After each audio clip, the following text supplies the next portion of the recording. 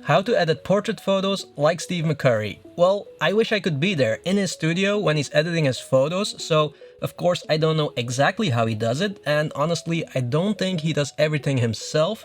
But I've been a fan of Steve McCurry for a long time and I love his work, you know, that whole National Geographic exploring adventure vibe. And I've been analyzing a lot of his portraits lately. So today I will show you how I edit my portrait photos in that Steve McCurry style in Photoshop and Lightroom. And we'll take this photo that I took in India a few years ago and turn it into this. But before we get into the editing part, I really have to tell you a few important things about his portrait photos first. Steve McCurry is the photographer who inspired me to combine traveling and taking photos, and I've been following his work for years, pretty much ever since I started studying photography. And my work is very much influenced by his style. Now, when it comes to photo editing, there are actually two versions of Steve McCurry. There's the digital Steve and the analog Steve from the 80s and the 90s. So he went from editing in the darkroom to editing in Photoshop and Lightroom. And if you check out his Instagram, you can really see the difference between digital Steve and analog Steve. It's difficult to explain what the difference exactly is, so maybe check it out yourself, but the overall style and his aesthetics have stayed the same even after transitioning from analog to digital. And that's important to know, because if you want to edit like Steve McCurry, you need to analyze his work. And there are two important things you need to pay attention to. First of all, Steve doesn't like harsh sunlight. He loves taking photos in soft morning light or evening light or in the shadows. You'll never see a photo taken by him that has a really heavy contrast.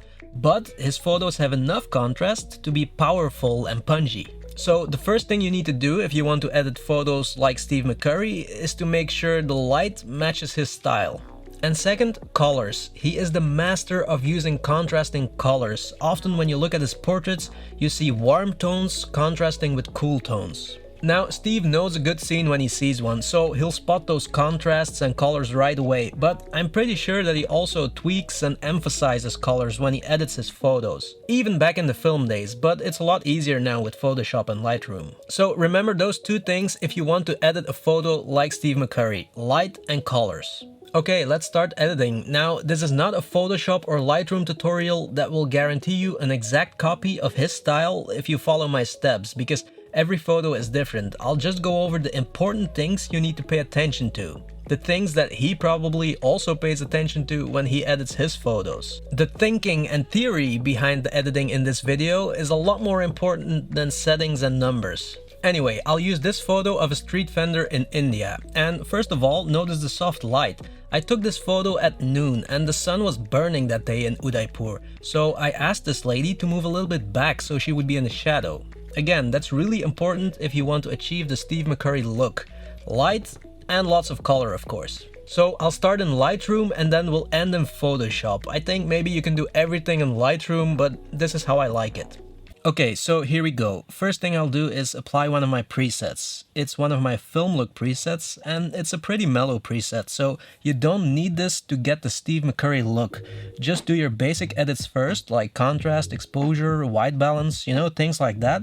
Like I said, Steve also shoots digital now, so you don't necessarily need a film look preset, but if you want it, or if you want to support my work, by all means check it out on my website, you can find it there. Next is the first important step: create a color contrast. We're going to adjust the background color. The overall photo looks way too warm. There are warm tones everywhere, and even the background is this warm kind of gray, so with the brush tool, I'm going to make the background cooler, more blue tones. So I'll select the brush tool, turn on auto mask, that way Photoshop will help you to select only the background, and then select part of the background first, like that. Okay, there we go. And now slide the white balance to the left. See how it turns blue? Around 50 maybe? Yeah, something like that. And maybe the tint also around -5. And then just paint more. I'll do it fast now. Normally I would do it a little bit more careful, but the auto mask feature really helps. If you want to check your selection, just hover over this blue dot. I'll also give the background a little bit more contrast.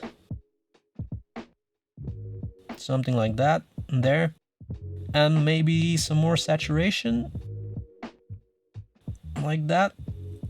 I really want that background to contrast with her face and the scarf and everything. And remember guys, the numbers are not important here, it's why I'm doing it, that's important. If you just follow the numbers, then it might turn out really poopy. So make sure you understand why I'm doing it, because every photo is different. And look at the work of Steve first before you start editing, analyze it yourself. The next step is the foreground, the subject. I want to create a little bit more separation between the subject and the background. The subject has to come to life, you know? So with the brush, I'm going to select her and bump up the exposure. So hit the plus icon here to create a new mask. Disable the auto mask this time. Then select her.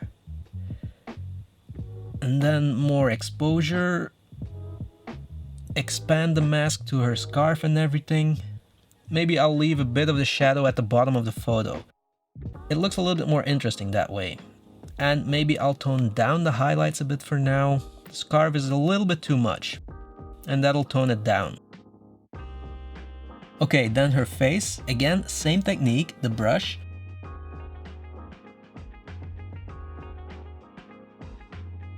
I'm going to pull down the temperature to the left.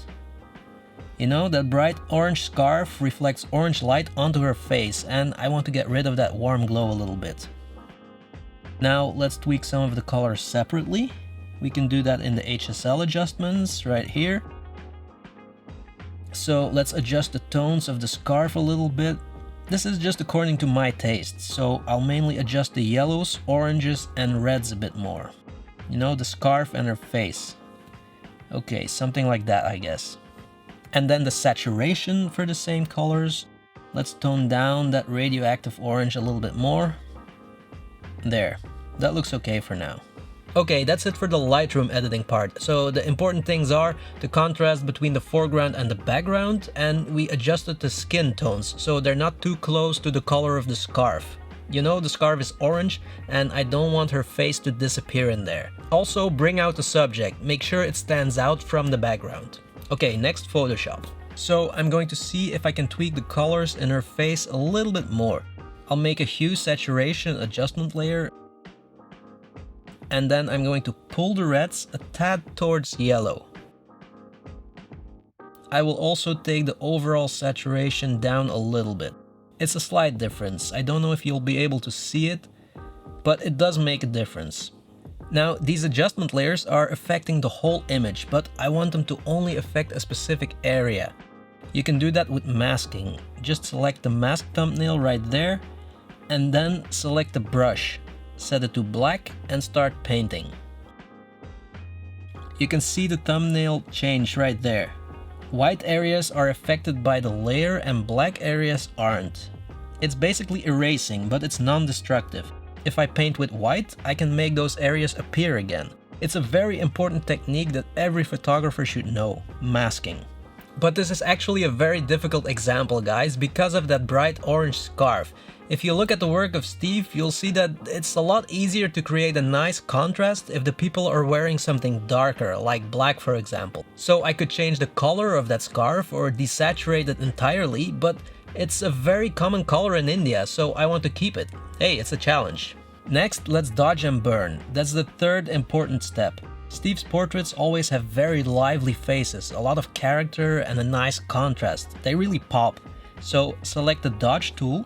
Set it to highlights here and dodge the highlights in the face. Make them brighter. Just to make the face pop a bit more. Here, let me go back to show you the difference. McCurry does this a lot and it's a great technique that comes from the darkroom back in the film days. The burn tool does the opposite. It darkens areas. Let's do that for this side of the face here. Darken it a little bit to create a little bit more depth. Okay, that's starting to look really nice. Now let's check the histogram in the levels. So add an adjustment layer for the levels. Always use adjustment layers so you work non-destructively. So yeah, the histogram shows me that I can add a little bit more punch. I'll slide this one to the left. These are the highlights. And this one to the right.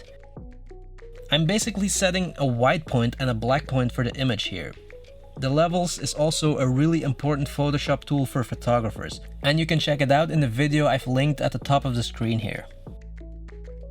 And maybe I'll also add some more contrast to the background. Again with an adjustment layer and the masking technique. So a levels layer and add some contrast. And then paint with black over the areas I don't want to be affected by the layer.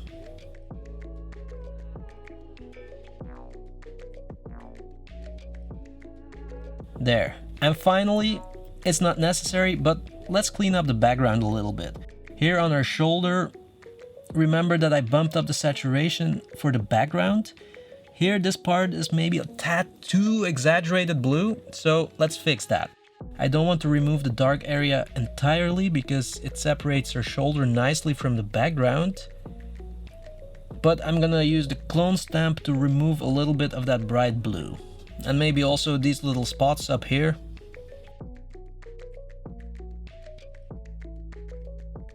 Okay, and that's it. Here's the before and after. I think it looks a lot better now. Before she was drowning in a pool of warm tones, there was no contrast, and now she really stands out. I hope you like it too. Thank you so much for watching, and see you in the next one.